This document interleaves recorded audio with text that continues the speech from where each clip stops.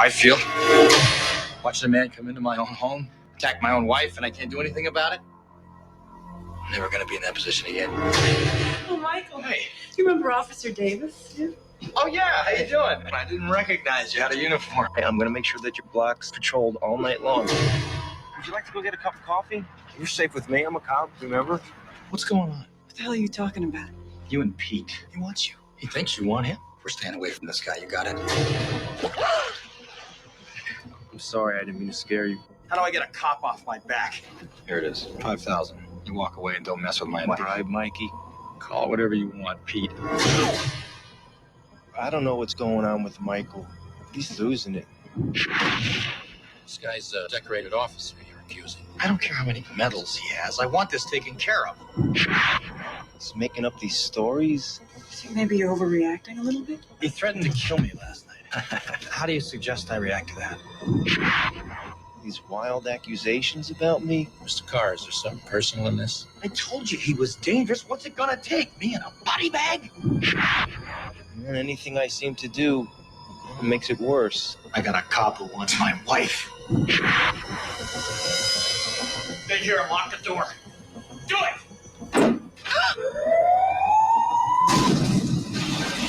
She's all alone, Mikey. Turn, Michael!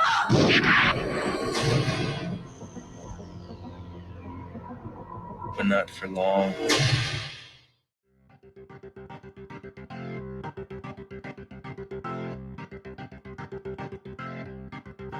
Hello, I'm Katie, and welcome to Retromade, your pop culture rewind.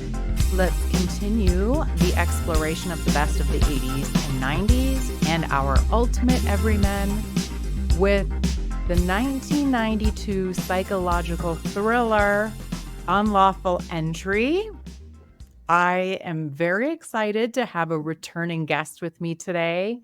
We have coming back for the second time on Retromade, Sean Malloy from the I Must Break This podcast. Sean, how are you? I'm doing well. Thank you for the invite today. I was looking at it, and it's been well over a year since I was last on your show. So thank you for graciously inviting me back. I've been looking forward to this one. Yeah, actually, it's been over a year. May was my year anniversary for Retromade, and you joined on one of the very first episodes for Tango and Cash. Mm-hmm. So everybody check that out. And before we get into our discussion, tell us about where things stand with I Must Break This and where we can find you. What's going on, Sean? Yeah, well, I mean, it's kind of bittersweet, to be perfectly honest, but I think it's fair to say that the I Must Break This podcast has kind of come to an end. Maybe I don't want to say it's a definite end because Mr. Lundgren still has a couple films that are in the can, but I've gone 108 episodes and I feel like I've gone the gamut. I've looked at the highs and the lows of his films, and I've gotten to interview just a ton of really cool people who've gotten to work on these films. And you were actually gracious enough to join me for what is my, I guess, final episode for the time being, which is the Rocky IV director's cut. And I just felt like, coming full circle, I felt like that was a really good film to kind of close out the show on. So like I said, I don't want to definitely say it's been put to bed, but, for lack of better terms, I think at this point it is going to be coming a bit to a halt. I know he does have a documentary that is in the works, or actually it's in post-production. So I will be doing an episode covering that, but it's kind of up in the air on when that's going to be released. So our Rocky IV director's cut episode, I'm planning on releasing probably at the end of June, beginning of July or so. That's probably about when this will come out, so it'll work out. Yeah. Thanks again for joining me. Yeah, of course. Let's start by opening the time capsule from 1992. We covered over 30 movies on Retromade, and doing the time capsule of the primetime TV, we've already covered a lot of it, so I provided you with the list of what was going on at the time in June 1992. We already covered this particular season, the 91-92 season, in the City of Joy episode. But are there any that popped out at you that you want to share any thoughts or fandom about? Well, 1992 in terms of television was a really interesting time. This is, of course, pre-internet. So what we had on TV was pretty much what we had to entertain us. I don't think children nowadays really get the same kind of excitement out of television that we had. You know what I mean? They have YouTube and TikTok and all sorts of things that we're not meant to understand, us old people, right? So yeah, 1992 was interesting because, I mean, if you can just go back to that time, I mean, it's really weird. I was talking about this with my wife a couple weeks ago, but it's really kind of crazy to think that TGIF was a thing, right? You know, that families all sat around the TV on Friday evenings to watch the new lineup of TV shows. You know what I mean? We just don't get that nowadays. Nowadays, Fridays is kind of known as kind of like the wasteland, but they dump reruns and all sorts of stuff. But on that list that you sent me, I mean, one of the big shows that stood out to me, and it's kind of weird to look at nowadays, was Home Improvement. Okay, because by all intents and purposes, Home Improvement it was not a good show. You know what I mean? To be perfectly honest, it was really corny and really lame. The entire conceit is just kind of absurd, to be perfectly honest. I guess not that absurd compared to other things that we saw. But, you know, what's funny is they still air reruns of it on some of the local antenna networks out here. And you just watch some of the episodes and it's like, this lasted 8 seasons? But it's the same joke. It is the exact, Tim Allen is telling the exact same joke every episode. It is odd that it was so popular. It was totally lame. What was it about it? I don't know. I mean, I guess, you know, Tim Allen's his shtick was, I mean, it was funny for what it was, and I think that's kind of what we needed around 1992. But man, I mean, and if you look at it, I mean, I remember what's interesting is I remember the first couple seasons I watched with my family because that's what it was. It was a family sitcom, right? And then as I started getting older, I kind of grew out of it.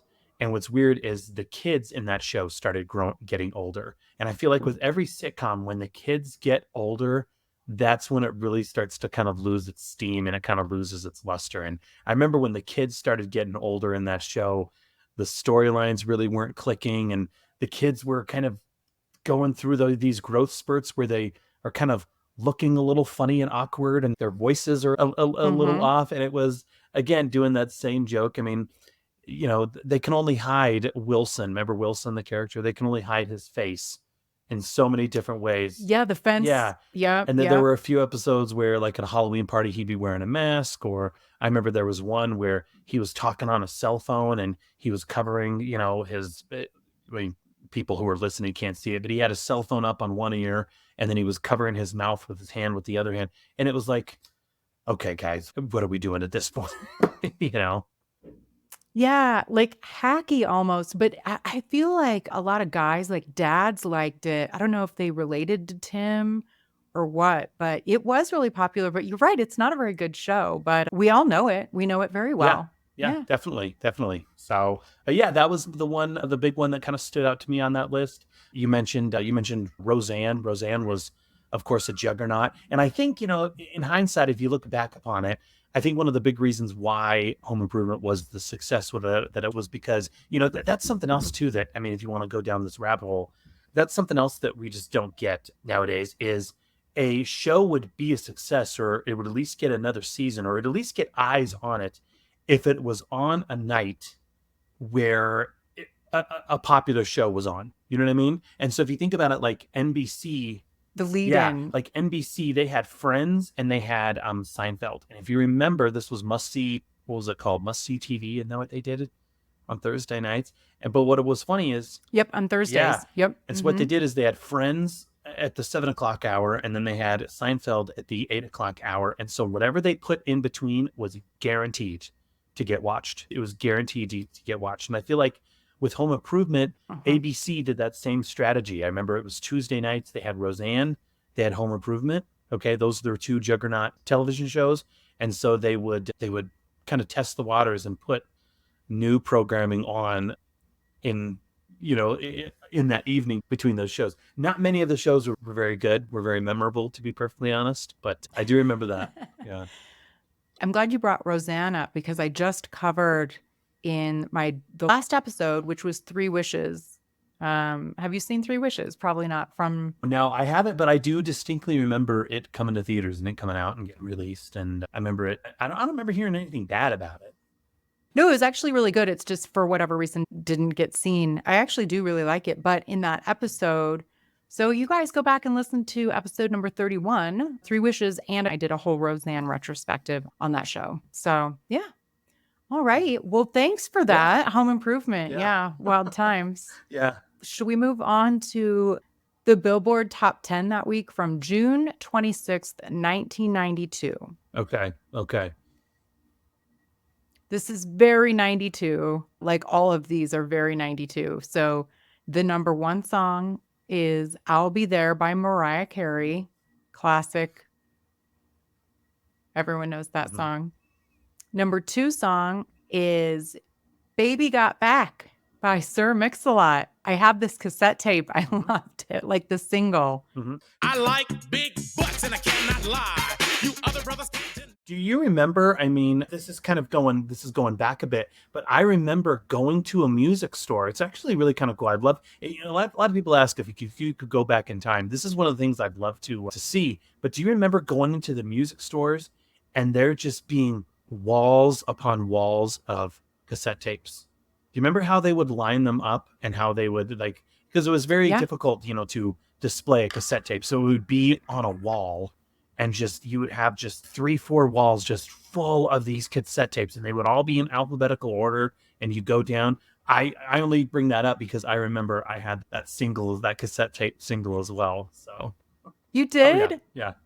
Much to my parents' dismay. What about? Did you have? Yeah, I still like it. I also had the number 4 song. God, this was hitting when I was in grade school. Crisscross Jump. Yes. Remember them? I think that was their only hit too, wasn't it? They maybe had one other, but yeah. No, I remember, boy, wearing pants backwards and baseball jerseys backwards. That was one thing that just didn't catch on, did it? No, I think one of them died too. It was 2 Chris's. Both boys were named Chris.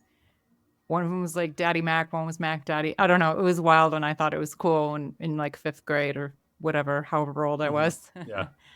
Sophie B. Hawkins has the number 5 song this week with Damn, I Wish I Was Your Lover. That was a huge song. It's pretty good. Did you? I mean, I guess you were a young boy, so maybe you didn't care for it. Damn, I wish I was your lover. I rock you till the daylight comes. Made sure you are smiling and warm. No, I don't remember that one. So yeah, sadly that one got lost on me. But no, Crisscross definitely. I remember Mariah Carey was, was she coming onto the scene at that time, right? Yeah, she was starting to become a thing. She was big. Yeah. Early 90s, because before then she had, I forget the name of it, but she was she had made it in 92. Mm-hmm. She was big. Yeah. So Damn, I Wish I Was Your Lover with Sophie B. Hawkins. En Vogue has My Lovin' with number 6, You're Never Gonna Get It. I'm sure you know, but they just basically say that the whole time. Never gonna get it, never gonna get it.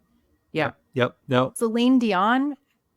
Yes. I remember her. It's funny because I remember I was at that particular summer, my parents were both working. So I was at a YMCA summer camp all day long. And so I remember a lot of people, especially a lot of the kids that were there, especially the young girls, all had their Walkman cassette tapes. And so these songs that you're mentioning here, they had those a library in their backpack that they would be popping in. So yeah, it's all coming back to me. Thank you. Well, speaking of it's all coming back to me, that's another Celine Dion song. But the number 7 song that she had this week was called If You Asked Me To. And then you're bringing up that memory of all the girls with their cassette tapes and their Walkmans. This is wild. I had kind of forgotten the phenomenon that was Billy Ray Cyrus in 1992 with Achy Breaky Heart. Don't tell my heart, my achy breaky heart. Yeah, and it's so funny you mention that because I saw why these things make the news. I have no idea, but I saw that, speaking of Billy Ray, I guess he recently filed for divorce from his wife of about 6 months. And I don't know if you've seen pictures of Billy Ray Cyrus now, but I guess he's channeling Rob Zombie or something like that. I mean, he looks completely different than he did in 1992 than he did when he was doing like Hannah Montana. Like he is completely, I mean, I'm telling you, he looks just like Rob Zombie. It is pretty insane. So What? I did not know that. I didn't even know he had gotten married again because he was with Miley's mom for a long time and they divorced, I want to say, not that long ago, like within 5 years or something. yeah, So then you're saying he has remarried someone else and it lasted all of 6 months all and of now 6 he months. looks like a weirdo? All of 6 months, yes. And Weirdo is saying it lightly, but he's made more money than I'll probably ever see. So who am I to make these statements? But there is that. Well, in 92, he was rocking that awful mullet. It was not a good mullet. I hated it so much. I never understood. I did not find him attractive in 92, but apparently everyone else on earth did. yeah, it was the mullet. It was the mullet and the tank top. He had the Yes. cut off shirt, right? Yep, that's true. And the number 9 song is called Tennessee, and it's by Arrested Development. I don't remember that song, but I know Arrested Development. And then the number 10 song is a combo. We have The Best Things in Life Are Free, and this is by Luther Vandross and Janet Jackson with BBD, Belle Biv DeVoe. I think that's BBD. Mhm. Yeah. I can't really picture that song either, but all of those people are very well known. Yeah, definitely. I mean, I couldn't tell you a single song by Belle Biv DeVoe, but I do know Bill Bellamy went into acting and has starred in quite a few movies. So, so there's that. But News and events. I don't know why I found this funny, but this movie came out at the end of June. And one of the things when I was looking at what was going on in the world is that it snowed in Colorado. And we both live in Colorado. So I thought I would mention that to you. A lot of times it snows in May, like on Mother's Day, it tends to snow. Mhm. But apparently it was like kind of a big deal that it snowed in June. and I don't remember that at all. Which is kind of surprising me. You think I would, but there's the statement only in Colorado. That's one statement that I've never liked is 80 degrees one day, snowing the next, only in Colorado. It's like one Colorado native joke that It's not only in Colorado. I've never liked. Stop it. Whoever tells that joke, stop it. It's not funny. If you don't like the weather, wait 5 minutes. Yeah. That one Yeah. too. Oh my goodness. Yeah. I'm not a native, so I didn't live here then. Are you a native? Yeah. Oh, I don't think I knew that. So I've seen all the blizzards that are pretty historic. Actually, I was born one of the most historic blizzards in Colorado, the blizzard of '82. That's when I was born, actually. I always equate Really? that one with that was a pretty crazy one. But I very vividly remember this next one being in the news and it being a huge deal.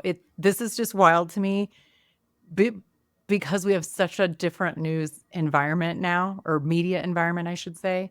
Do you remember when Dan Quayle spelled potato wrong? For an elementary school in Trenton, New Jersey, there was a spelling bee that he was a part of, or I don't know, overseeing or something. And he was relying on a faulty card, apparently, and erroneously instructs the student to spell potato with an E. yes. I mean, and it's one of those things. I mean, man, I feel like all presidents always have those things to be remembered for, and it's just kind of crazy. That is one of the things that his legacy will always go down is with potato. I guess it could be much, much worse, but yeah, I do remember that. I mean, that was like a late night punchline for the next 2 to 3 years, whether it be on the Tonight Show, on SNL or whatever, it was always mentioned. So yeah, that was another one I completely forgotten about. Yeah, that was wild that it made the news. So also in June of 92, Evander Holyfield beats Larry Holmes in 12 rounds for the heavyweight boxing title. And 2 skeletons were excavated in, I'm going to pronounce this wrong, Yekaterinburg, Russia. So these skeletons apparently were identified as Tsar Nicholas II and Tsarina Alexandra, which I remember in grade school hearing a lot about the Tsars of Russia also. I don't know why that was very much a part of the talk. Wow. And see, and I don't remember really any of that, which is kind of sad, but thank you for for this history hour. I totally don't remember any of that. So, well, you probably won't remember this. I did not remember the next one. I'm aware of it, but I didn't realize when exactly it happened. And I'm very into mob movies and stuff, but real life mafia boss John Gotti begins his life sentence in jail for murder and various other crimes. June 92. oh, okay. Oh, and that actually, I do remember that hitting the news.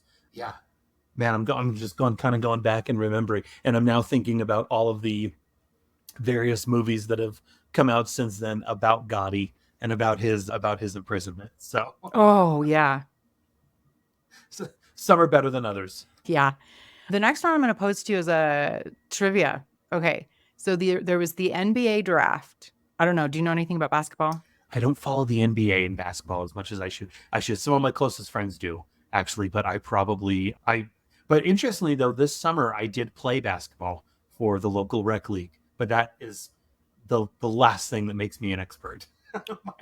You might get it anyway. Okay. So the player played for LSU in college, and he was the first pick by the Orlando Magic. I bet you can guess. 92. Who was it? Is that Shaq? Right? No. Yes. Is that Shaq? Okay, yeah. Yeah. Yeah. Because, I mean... Yeah, Shaquille O'Neal, first pick. Yeah. And he'll always be synonymous with the Orlando Magic for me, as opposed to the Lakers or any of the other teams he played for. Mm-hmm. Because, I mean, when he came on the scene, he was with the Magic. And that was, I mean, that was a big deal. I mean, I even had the video game.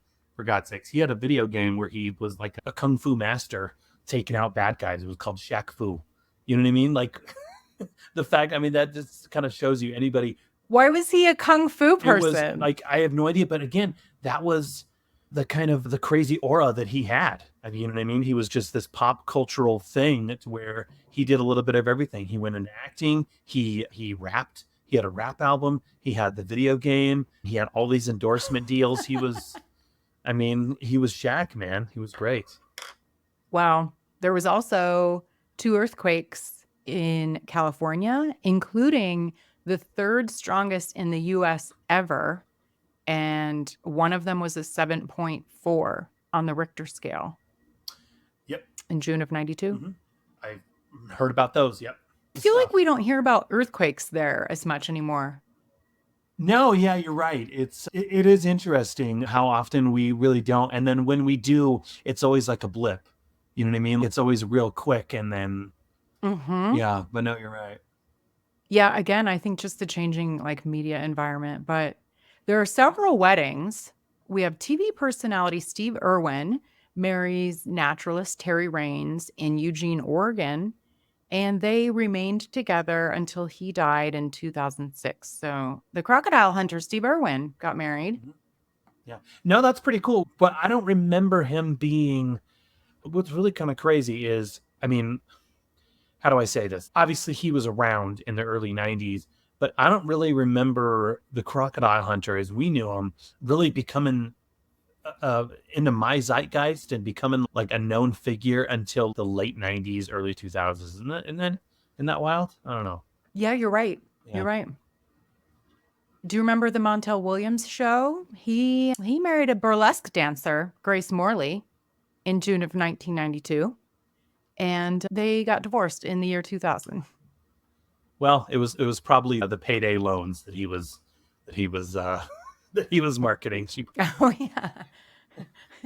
She probably was not for those. Is he into the reverse mortgages? Maybe that's what it was. Maybe it was one of those two. So interestingly, though, to kind of go full circle here, and I'm not just saying this to plug my own show, but he does have an acting credit to his name. He didn't, he did the talk show and everything, but to my knowledge, the only film that he ever really acted in, he played this gung-ho general in a film with Dolph Lundgren called The Peacekeeper.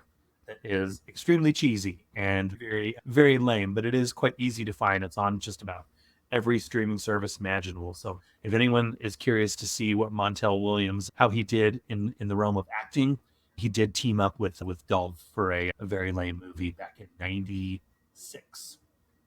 So check it out. The Peacekeeper. I can about imagine. My guess is he was not the best actor, but I could be wrong. No, it's pretty terrible. So I feel like we already talked about David Bowie getting married, but this must be okay. So the wedding that I'm talking about in June of 92 is that David Bowie weds Somali supermodel Iman, this time in a formal ceremony at St. James Episcopal Church in Florence, Italy. They must have had another ceremony somewhere else, and I'm just forgetting because I know we've covered it. But they remained together until he died in 2016. Oh, good for them. Good for them. Yeah. I gotta admit, I've never been the biggest David Bowie fan, but I've always really appreciated the impact that he had on not just that genre, but on music in general. I mean, so yeah, but sadly I've never been the biggest Bowie fan. That makes me terrible, right? I mean, I feel Sean, no, I literally feel the same way, but it's like one of those things that I'm like, I'll just keep that to myself because seemingly everyone, I don't dislike him. I just am not like super into it, you know? Yeah. So, but no, that's cool that that's unfortunately with the way Hollywood and celebrity status is, it seems like few of those marriages last. So good for him for sticking through all the way till his unfortunate and untimely death. Death did them part. Mm-hmm. Yes. Yeah. Before we get into Unlawful Entry, I want to briefly mention some of the other movies that were big in the theaters at the time. So Unlawful Entry was number 9 in the theaters in June 92. There's so many. I remember all of these. We have Batman Returns was the number 1, Sister Act, Patriot Games, Lethal Weapon 3, House Sitter, Far and Away, Alien 3, Encino Man, and Class Act.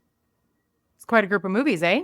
Yeah, I'm glad you brought that up, but yeah, 92 was a huge summer. You're also, those are the ones obviously that preceded the one that we're talking about today, but a couple of others that came out that summer that I believe it was it summer of 92? I'm pretty sure it was. But you mentioned Encino Man. Pauly Shore did another one that came out that summer called Son-in-Law, which I will go down as saying this day is still a hilarious movie. That's actually a Thanksgiving staple in our house. We watch that every Thanksgiving. So Son-in-Law is great, and probably my all-time favorite movie, came out in July of 1992, exactly about a month after Unlawful Entry, but Universal Soldier. Jean-Claude Van Damme, Dolph Lundgren, absolutely amazing. 1992, talk about a hell of a summer. Sean, I'm glad you brought up Universal Soldier because I had not seen it before. Wildly. I don't know how it missed me. I'm not a sci-fi person. I can see why it missed me, but now as an adult, I don't know why I never revisited it because I love both of those guys, Jean-Claude and Dolph. And so I had mentioned that on my show recently, and another podcaster who has guested on the show before, and I've guested on his show, well, he invited me back to his show to cover it recently. And I think at the time of this recording, it probably will have come out. And so Zoe from Backlook Cinema and I check out the episode covered Universal Soldier. It was so much fun. It really is an amazing movie. I mean, I look back upon it. I, of course, covered it in my show, and we had some technical difficulties. So it's not one of the best episodes, but no, it's amazing. I mean, I don't think I can say anything more about it than that. Obviously, I could, but I want to be respectful of your time and the film that we're talking about today. But it really is anybody. I mean, here's the thing. Here's the way I look at it. Anybody who went into the Expendables, when the Expendables movies came out and were so amazed at the gimmick of putting all these action guys together in the same movie, which, don't get me wrong, was an amazing gimmick. I loved it. But in my mind, I was kind of like, they already did this. They did it with Universal Soldier, and the edge that Universal Soldier had over the Expendables films is Universal Soldier pitted these two action guys together. but when they were in their prime. Okay. Expendables did it, but I mean, they were all old and they were after their prime and everything like that. Still in amazing shape, don't get me wrong. But with Universal Soldier, they put these two meathead egos together in one movie and had them beat the hell out of each other for 95 minutes. I love it because of that. So Yeah, it was super fun. I very much liked it. And Zoe wasn't sure that I would, just because he's really into sci-fi. So he's trying to introduce me to more sci-fi. And I think he understands my taste now a little more. Anyway, it was great. But what we are here to talk about today is Unlawful Entry. Let's get into it.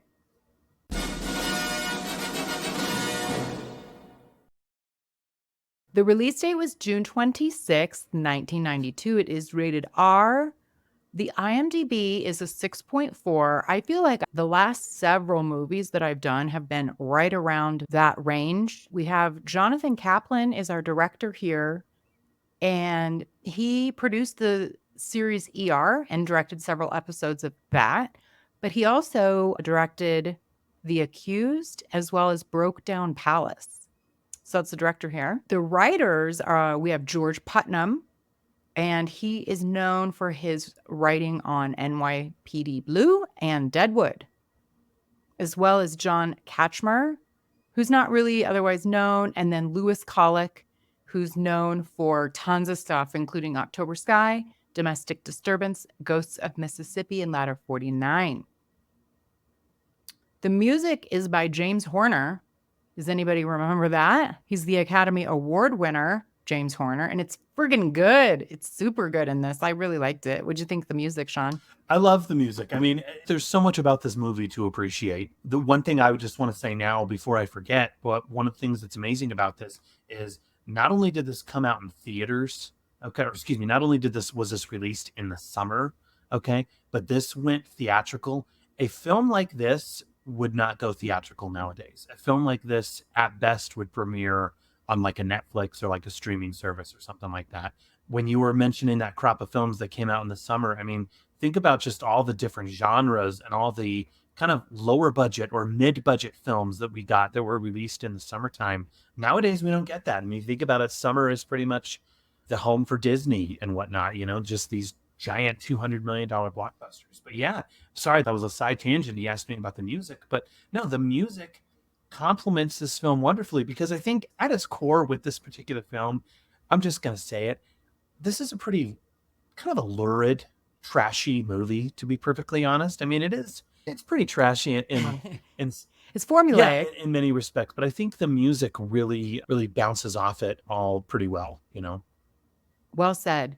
So James Horner, if that sounds familiar to listeners, yes, he has won Academy Awards. He's very well known.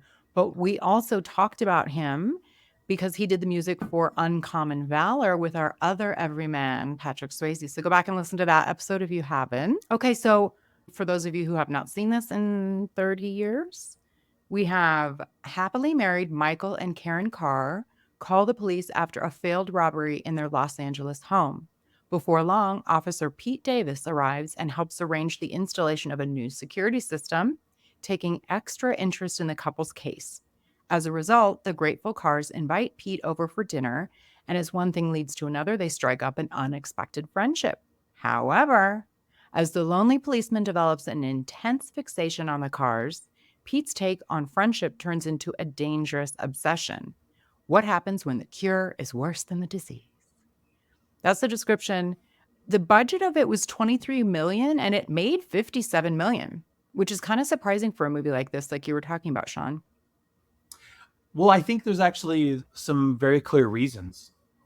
If you look at the timeline of when this came out, I mean, first of all, yeah, it's a very modestly, I mean, by today's standards, but it's a pretty modestly budgeted film. Okay, you said 21 million or whatever. But if you look at the timeline of when this came out, okay, so in March of 1991, we had the Rodney King beatings. Okay, in Los Angeles. Okay, and then a year after that, we had the trial in which the officers were acquitted, which then resulted in the LA riots. Right? Mm-hmm. Okay, so that all happened in the year that preceded this film. Now, I imagine this film was obviously it was already being filmed or was already in production and everything like that. But this film came out in the aftermath of all of that. And so I think by the general public, especially in Los Angeles, police officers were being viewed as the enemy. So a film coming out, okay, in the wake of all of this, in which the antagonist, the villain, is a police officer who is supposed to, who's supposed to uphold the law and protect everyone. The fact that he's the villain doing these things, I think it's very unfortunate circumstances, obviously, but in a weird way, it came out at a time where I think audiences were more prone to buy a ticket for something like this, You mentioned Ray Liotta. He plays Officer Pete Davis, and he plays a delusional psychopath very well in this. Kurt Russell plays Michael Carr. He's the everyman who has to fight off this crazy person. And his wife is the lovely Madeleinestowe. She plays Karen Carr. And you guys all know her, but she's pretty well known for The Last of the Mohicans, The General's Daughter, and the TV series Revenge from like 2009, I want to say. She's married to Brian Benman, who, I don't know if you remember the show Dream On from the 90s. It was on HBO, but they've been happily married ever since. So, fun fact. I don't know who that is. Oh, you don't? Okay. Well, yeah, there was a show Dream On. It was on HBO. Though anyone who was fortunate to have premium cable back in the early 90s, there was a sex comedy show that was on that channel that ran for quite a few seasons. But the lead character on that show, that's who she's married to. Oh, I got to check out what he looks like because she is a striking beauty. Mm-hmm. So the partner of Ray Liotta's character is Officer Roy Cole, played by Roger E. Mosley. And he was in the original Magnum PI series, like the whole series. So he's probably most known for that. And then, so Michael Carr, Kurt Russell's character, he's like his lawyer, but he's his partner and friend as well. Roger is his name, played by Ken Lerner. And he's a very familiar face, lots of TV work. He played Rocco in Happy Days, and he plays Lou Schwartz in The Goldbergs. So that's something a little bit more recent. I'm glad you mentioned Roger Mosley because unfortunately he passed away this past year. But yeah, what a wonderful character actor. I didn't know he passed away, but yeah, he is good. I liked him a lot as well. Yeah. Deborah Offner plays Penny, who is Karen's friend, and she's not super well known, but you might recognize her from Cruel Intentions and The Black Swan. She had some decent sized parts in those. All right. Sean, overall impressions of Unlawful Entry. What do you got? I mean, first of all, when you talk about how your season, the theme of the season is everyman, I mean, Kurt Russell is perfect for this role because he is the ultimate everyman in this role. I've always gravitated to this film and I've liked it for a number of reasons. Number one, I've always been a fan of cop movies. That's just kind of a genre that I've always gravitated to. And so usually if it's a movie about police, even the dirty ones or whatever it may be, that's just a genre that I really like. This particular film, I mean, it has two of my favorite actors. Now, of course, I always gravitated to, Van Damme, Dolph, Arnold, Sly. But when we're looking at like actors, like real actors, not saying those other guys aren't actors, but you get the difference. But Kurt Russell and Ray Liotta have always been at the top for me, and they bounce off each other wonderfully. I mean, in the end, I think one of the things that's kind of unfortunate about it, and it's not a detriment to the film, but when we talked about Tango and Cash, how magnetic Kurt Russell is, and he's perfect in this role, don't get me wrong, but at the end of the day, when you finish watching it, you really don't remember Kurt Russell as much as you do Ray Liotta. And, I think that's, I don't want to say it's a catch-22, but in the end, I think it works because your film is only as good as its villain. And Ray Liotta is just phenomenal in this movie as Pete. You know what I mean? There are so many scenes that are just, and I imagine we'll probably talk about them, but there are so many moments in this movie, how I mentioned earlier, how it's a little trashy, but there are so many moments that are so unsettling and so creepy. I mean, if we just go to the scene where Kurt Russell goes on the ride along with Ray Liotta, and Ray Liotta shows his true colors, his true side, that really stays with you. And then to this day, I will say right now, Katie, probably one of the creepiest scenes I've ever seen in a film is in Unlawful Entry, and it's the scene where Ray Liotta kills his partner played by Mosley. You know what I mean? That scene is just so, from the score to the way to Ray Liotta's mannerisms. If you notice his mannerisms, he has this look in his eyes every time. I mean, that scene just, damn, it's just so insane. But in the end, I think it works. Oh yeah, I really want to dig into that scene too, because it's like we kind of see that it's coming the second that we pan over to Ray's character. He puts gloves on, checks a few. We're like, oh shit, what's he gonna do? We see it coming, and then he waits. He sits with him and watches him die. Yeah. To be honest, for me, Katie, the scariest part of that scene, and I couldn't tell you why. Well, actually, I know. It's Liotta's acting. But for me, with that scene, the part that always creeped me out is, if you notice, he shoots his partner, okay, and then he looks at the perpetrator, whose apartment, and you see this guy is freaked out. He's like, "What is going on?" And just how Ray Liotta looks at him and says, "Take the gun." And it's just like, oh my God. And I heard, it's funny because years down the line, I heard a critic talk about that scene, and they were like, anybody who checked the ballistics and everything like that of how that went down, they would have figured out, Yeah. hey, wait a minute, this doesn't. But you know what? When I saw this for the first time, I didn't even think about that. That didn't even go through my mind. You know what I mean? And it works, If you go, I know we're kind of bouncing around, but if you go to the end, the final fight that Liotta and Kurt Russell had in the kitchen, Kurt Russell takes a frying pan to the face. I mean, this film is not cartoonish by any means. The violence here is real, and it's very unsettling, but in a weird way, it warrants rewatches, in my opinion. Yeah, unsettling is a good way of putting it. And I do think the music really helps us get in the right emotional state for each scene. And I'm glad that you brought up, I mean, obviously I'm talking about Ultimate Everyman and Kurt Russell, but when I was watching this, I got major Breakdown vibes. Breakdown comes out in 97, so 5 years later, but he plays a very similar character. He's got glasses, he's wearing khakis, he's just like a regular husband trying to protect his wife. I will say I like the casting a lot better in this. Madeleinestowe and Kurt Russell are on par looks-wise with each other, and I didn't feel that way with, I forget, no offense to this lovely woman who played his wife in Breakdown, but I thought they needed someone prettier, and so Madeleinestowe and Kurt Russell make a very good-looking couple. And yeah, I don't know, I got Breakdown vibes. Did you at all?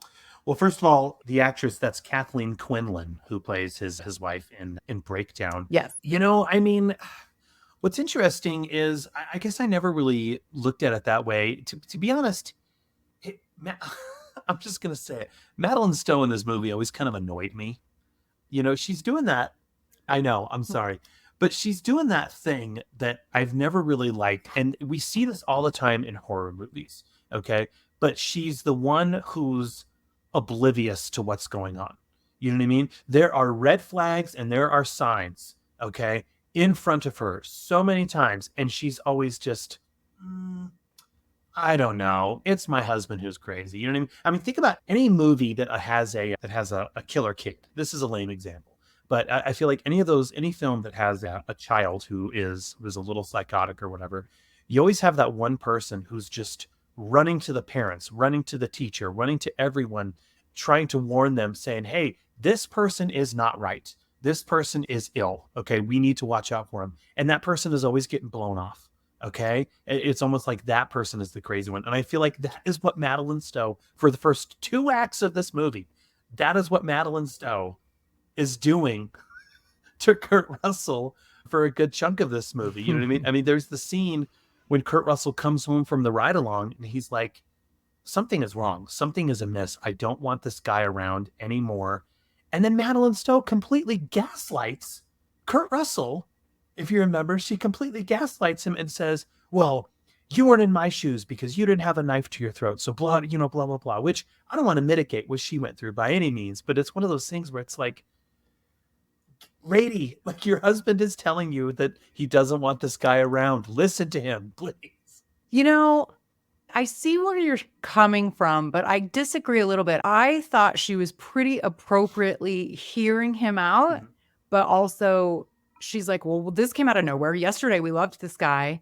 And, in her head, she's thinking, maybe you're overreacting. And I really do want to be protected. This was very scary. I don't know. I sort of felt that she was being realistic about how someone would be. Like, you want to hear what your husband is saying and believe him, but then you're like, she hasn't seen it for herself yet, so it's hard for her.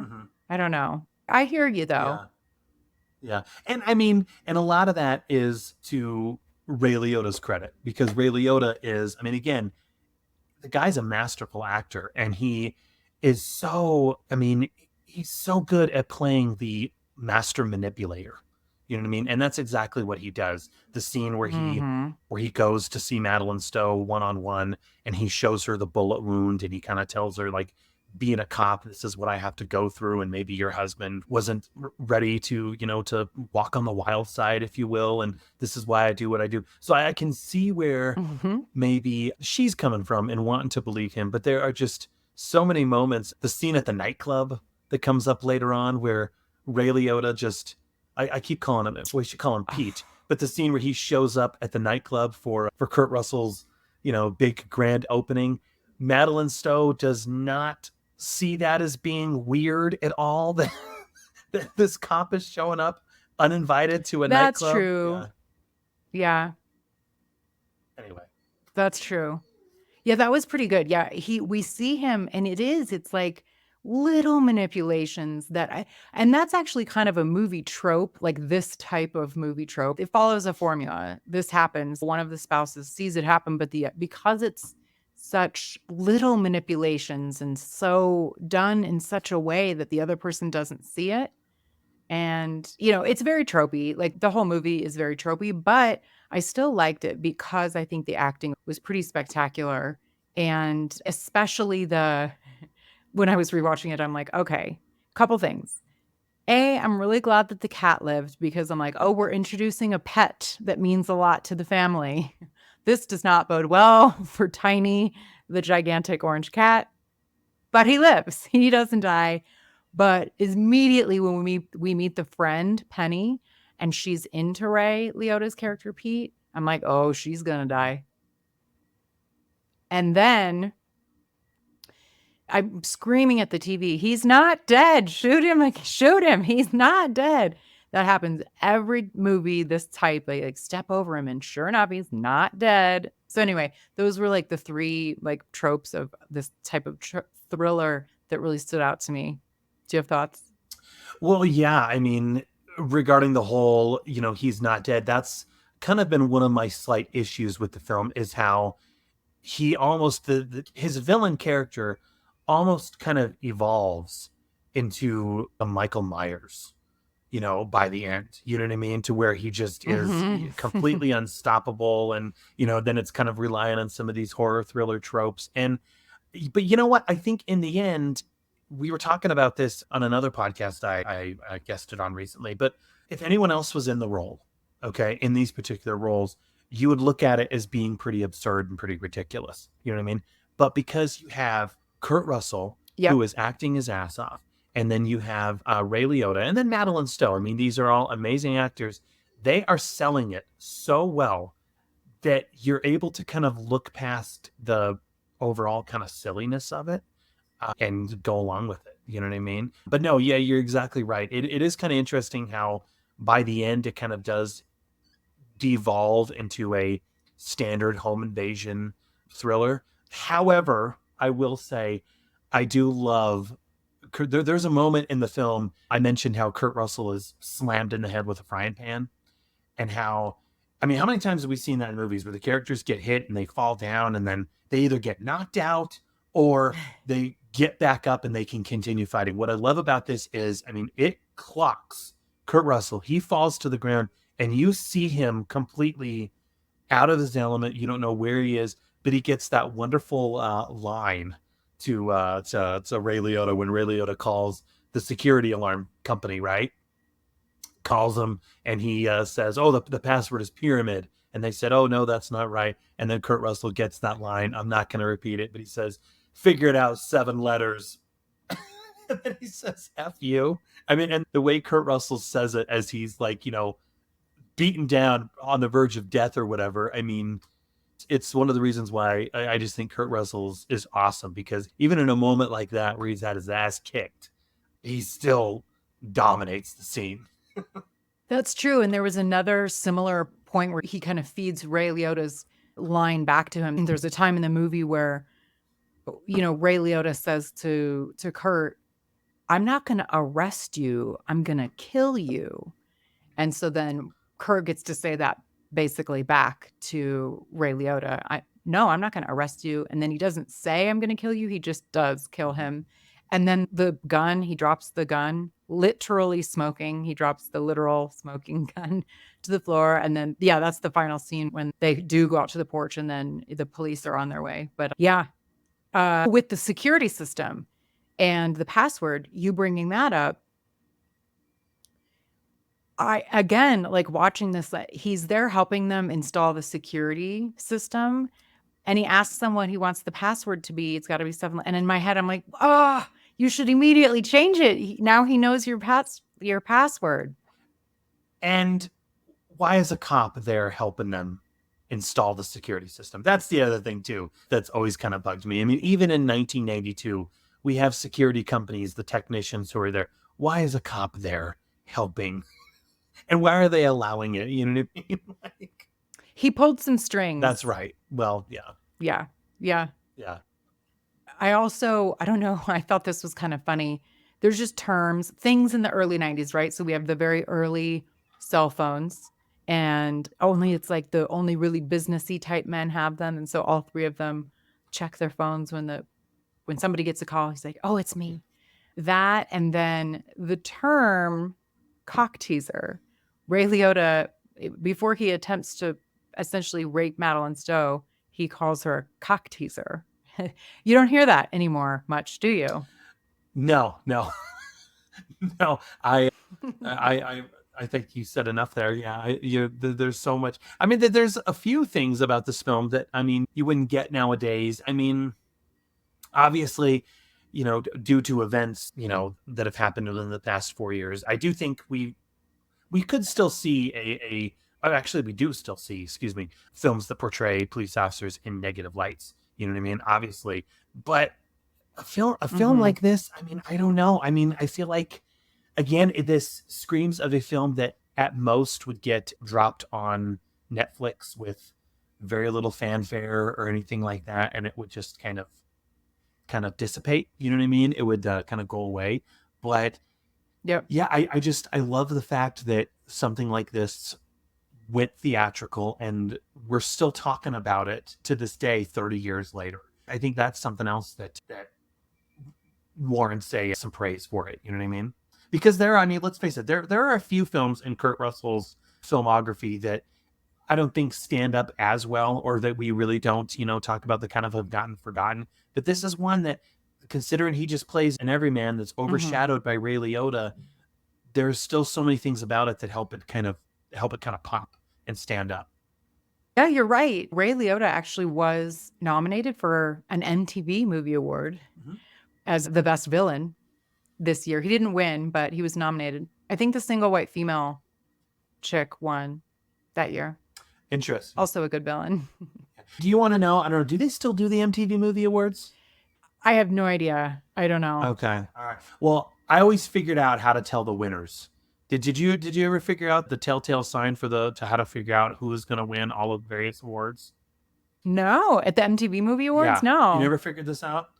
So I don't know if it's still, but throughout the 90s, I always watched the MTV Movie Awards, and you could always tell who was going to win Okay, any of the various awards by who they announced at the very beginning. So if you remember when they would air the MTV Movie Awards, at the very beginning, they would say with special appearances by, and they would rattle off all of the celebrities, all of the musical artists, everybody that was going to be making an appearance. Okay. They would rattle that off at the very beginning before the show even started. Okay. So if that person who was nominated, say for example, Ray Liotta, okay, if Ray Liotta was nominated and his name was spouted at the beginning, okay, with special appearances by Ray Liotta, Tom Cruise, whatever, then you could pretty much guarantee 95% he was going to win the award because special appearance, he was going to be on stage accepting the award, right? So, fun fact for it. At least that's how I always. Oh my God. That's how I always rationalized it in my mind. So. Well, yeah. I can't believe they did that. Yeah, the reason that they're special appearing is because they're winning. The award. That's hilarious. I love it. Yeah. Well, so I thought that Madeleinestowe, I was putting myself in her shoes, and I thought she did a really good job of, she has to like fake that she's into Ray Liotta. He breaks back in and he's cooking her dinner and he's delusional. He thinks they're going to be together now. And she has to kind of pretend to go along to try and save herself. And I thought those scenes were really good. What else stood out to you? The ride-along was really good. Yeah, the ride-along scene. Other scenes? I like the one that you mentioned as well. I mean, I think another really good scene is the confrontation. Well, actually, there's two real good confrontations between Kurt Russell and Ray Liotta. The first one is at the nightclub, okay, like we mentioned, where Kurt Russell, can I just say, I think we alluded to it in Tango and Cash, but when Kurt Russell yells, especially when he yells at someone, he always just does it so well. But when he screams at Ray Liotta, when he says F you, and then Ray Liotta has that great line to him where he says, pigeons are watching, I hope they don't fly away, referring to the investors who were investing in the club. I think that was a wonderful scene. But the other moment too, oddly enough, I actually remember a clip from this, how do I say it? I remember a still from this next scene being on the VHS box art, but it was the scene where Kurt Russell approaches Ray Liotta and essentially attempts to buy him off. Like, hey, I'm going to give you money so that you can leave us alone and walk away. And if you remember, Pete throws a baton into Kurt Russell's stomach and then puts a gun to his head. And it's at that moment, in case it wasn't clear already before, that this guy is completely unhinged.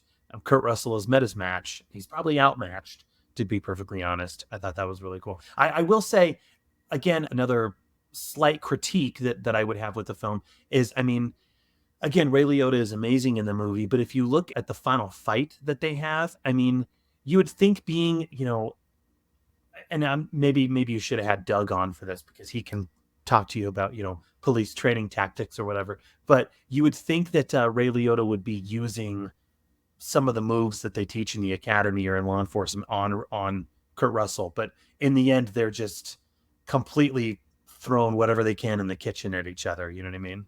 Brawling. Yeah, they're more brawling. But you'd think. Yeah, that's a good point. Really good point.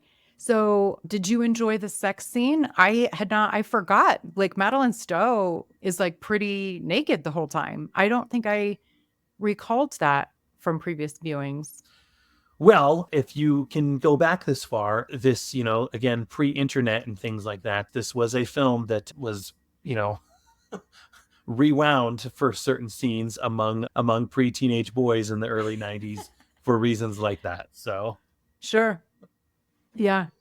I bring that up because I read that they did not use body doubles, both of them, Kurt and Madeline, that's both them, not body doubles. They wanted it to be real. Well, good for them. They were both still in their prime. So makes sense, right? Yeah. If you look good, I guess why. Yeah. I did not realize that Ray Liotta and Roger E. Mosley actually have the same birthday, December 18th. And they both died in 2022 within 3 months of each other. Oh, interesting. I did not. So, okay. Yeah. I thought that Roger Mosley died this past year, though, didn't he? But I guess, okay. Yeah. Yeah. I mean, but both amazing actors, especially Ray Liotta, one who we lost way too soon.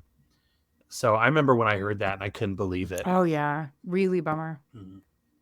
Yeah, I'm a big fan as well. I really like Ray Liotta. Okay. Apparently, it's like, well, what exactly in police terms or legal terms is unlawful entry? Well, apparently, the U.S. legal website defines it as an illegal entry upon lands or structures without force, but by means of fraud or other willful wrong. Burglary may be one of these types. Forcible entry, attempted forcible entry, or unlawful entry. Unlawful entry refers to persons without the legal right to be on a property who've gained entry even though force was not used. I guess that's how it's different. Forcible entry. Interesting. Just it's entry that is unlawful. Okay. Mhm. Okay. Yeah. Yeah. Yeah. Well, I mean, and if you think about it, they've always made, they've made quite a few, I say quite a few, but it seems like oftentimes in a lot of some of these action movies, one of the ways to establish that your hero is also an everyman is he's protecting his family from someone who is invading his home unlawfully. You know what I mean? I'm thinking like Death Sentence with Kevin Bacon. Stephen Dorff did one called Felon, which was, really good. So I think it's kind of an easy, how do I say this? I don't want to say easy, but it is a kind of a keen way to establish multiple things, to establish that your hero is an everyman, is also a family man, but is not this ultimate action hero. You know what I mean? It kind of services both needs, Agreed.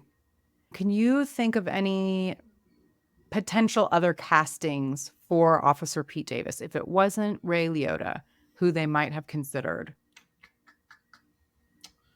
I mean, off the top of my head, I'm trying to think 1992.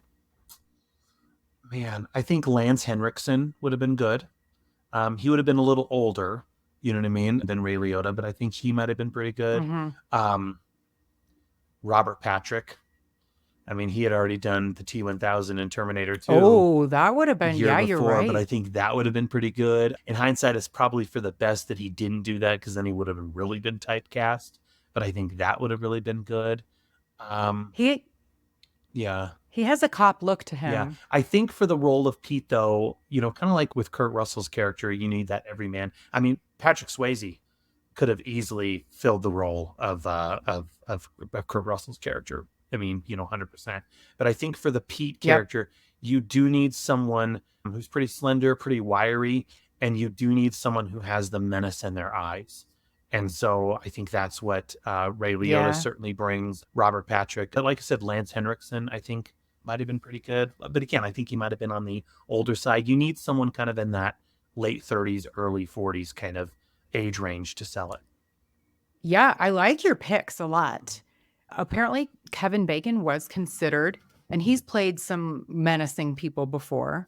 But the following people turned it down, offered but turned it down. Tom Berenger, Mel Gibson, Charlie Sheen, and John Travolta. I could, you know what? I'm not a big fan of Charlie Sheen. I could have seen him do it. I definitely could have seen Kevin Bacon do this. I think Kevin Bacon probably is the everyman. Kevin Bacon. Tom Berenger, maybe. Tom Berenger might have been okay. Yeah. Yeah. Yeah. You know who actually would have been really good around this time, now that I think about it? Billy Zane. If you remember Billy Zane. So this was right before Titanic. He would have been good too. Good call. Because he also has the real handsome. That's a good one. Real handsome kind of look about him too.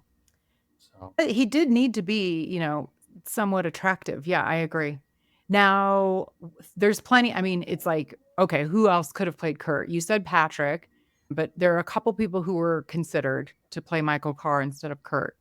Any guesses? Well, I'm assuming, was Kevin Bacon approached as well? That would make sense to me, but no, probably not. No, because he was for Pete. Ooh, Kiefer Sutherland. He was for Pete. Maybe Kiefer Sutherland would have been a good Another one. Kevin. No. I don't know. Okay. I think Jason Patrick might have been pretty good as well, but no, who else? Kevin Costner, Jeff Bridges, and Bill Pullman. They're all that kind of generic looking. Kurt was the right way to go. I really do think that the casting was pretty good for this movie. Yeah. Well, and now that you mention it, I mean, as we're kind of wrapping up, what's interesting is they did remake this movie to an extent, sort of. Back in 2008, they did the movie Lakeview Terrace, where Samuel L. Jackson played the cop who was antagonizing the couple who moved in, and the everyman who played the Kurt Russell analog was Patrick Wilson. And I feel like Patrick Wilson nowadays is just, I mean, he's an okay actor, but it feels like anytime they need someone just to play that kind of bland, everyman kind of white male, they always go with Patrick Wilson. And so, yeah, it's interesting. I think both these films would make for a good double feature. Yeah, good point. Good point. My closing thoughts on this movie are essentially that it's a good watch. It's very generic. I do like a psychological thriller, but what elevates this movie is the stars. They really bring an energy to it.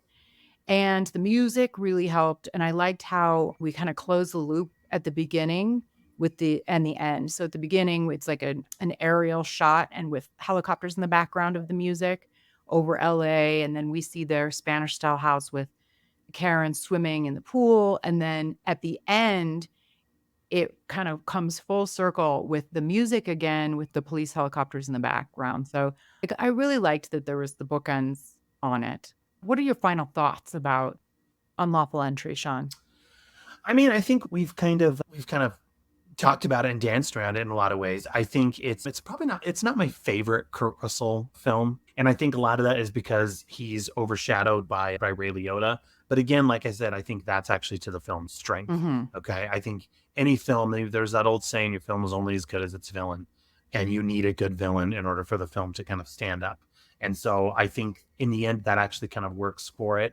Like I said, it is pretty unsettling. It is, again, I kind of go back to this. It is a pretty trashy thriller, if you will, but that's what we got around this time. I mean, if you think about it, that's what we got around 1992.